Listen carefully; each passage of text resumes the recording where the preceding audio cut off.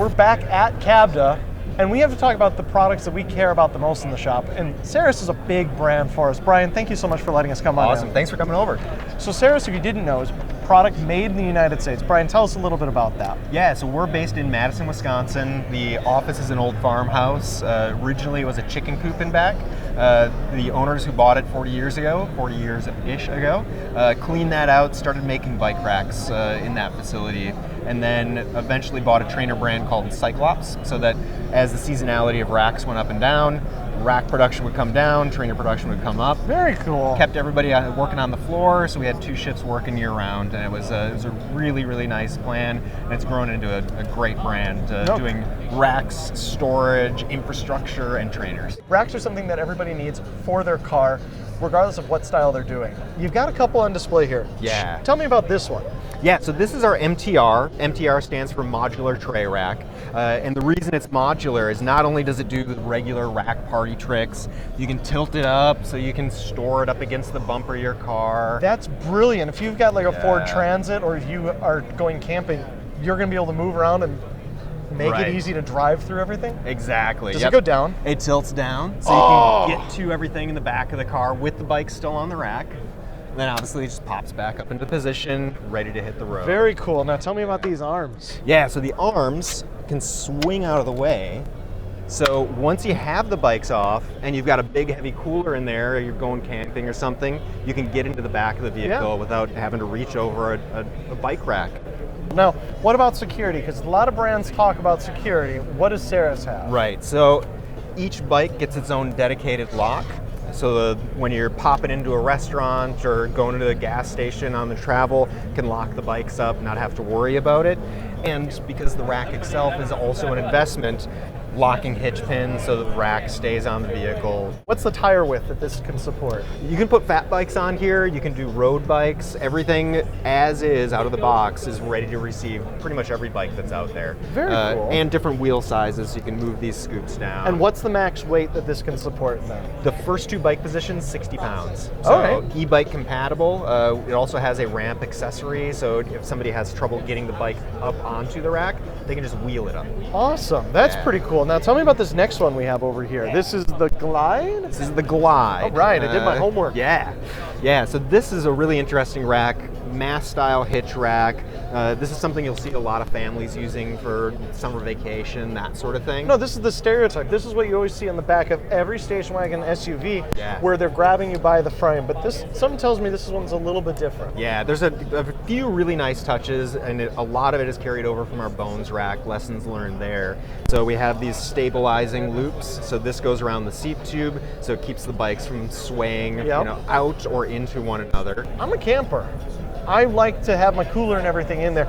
This thing is going to block my tailgate as soon as it goes out. You have a solution, right? Yeah. So trigger release there, and it's a 4-bar linkage, similar to what full suspension mountain bike uses. So it allows the bikes to move forward and back. Yeah.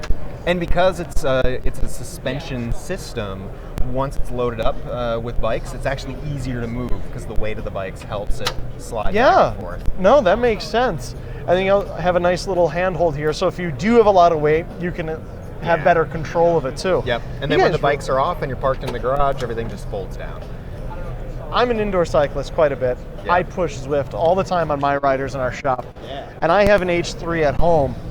What do we have over here? This is something brand new. I've never seen this. So that's the H3, and it's sitting on top of our new MP1 motion platform. So what this is a platform that allows the bike, the trainer, and the rider to move like you would outside. That is so cool. So it's not that I'm just statically sitting on my bike anymore. I'm going to have something more dynamic to make my indoor training enjoyable? Enjoyable, That's comfortable, immersive. It's a much better experience. Now, what unit do you have on the board right now? This is our H3. It's our 3rd generation of direct drive trainer. It's what you can find at the Crank Revolution Bike Shop. There you go. The major difference between the H3, the H2, and the original Hammer is the belt that drives everything inside is now a Poly V. So there's no teeth engaging on a cog, so it runs much quieter. So quiet, in fact, we've got someone riding right now, and you can't hear it until the flywheel kicks on. Right. So think about that at home. where you can get on your bike, you can do your indoor training, and you don't even wake up your roommate, your spouse, or anyone. Absolutely. And you can still squeeze your workout in. Yeah. That's kind of the reason I wanted an H3. Exactly, yeah, and it's not just the trainer noise, it's everything that you do around it. So if you don't have to crank up the stereo or the TV to drown out the noise of the trainer, it makes the whole room quieter. So everybody out there knows about that W brand. Yeah, They do a lot of ads. They do. What separates the H3 from something that you may just kick along the road? Well done. You like that? I like that. All right, so the H3 simulates up to 2,000 watt resistance, 20% grade climbs. You'll be hard pressed to find a cyclist that's going to outpower this unit. Well, you'd be surprised. I managed to do 800 watts. Yeah, no, I'll never overpower that one. There you go. So it does everything you need from a training perspective, but it's also $200 less. It's also made in Madison, Wisconsin. It comes with the same support and service that you've known from the rack side of the business for years. So this is not just a drive trainer. This also has speed and cadence built in? Correct, yep. So broadcast speed, cadence, and power. So that means if I'm using like an iPad or an Apple TV, like what you guys actually have here, I only need one channel of Bluetooth really to connect everything together, right? Which is especially important with Apple TVs because you're limited to 3 signals. So really this is a smart buy because you don't have to buy all those extra attachments in order to use your trainer after the fact. Exactly. One pairing gets you everything you need to do. If you choose to wear a heart rate monitor, that is your second signal, and you're ready to go off to a Zwift race. Awesome. Well, I got to jump on this and take a look because that looks like a lot of fun. That actually feels really good. Now,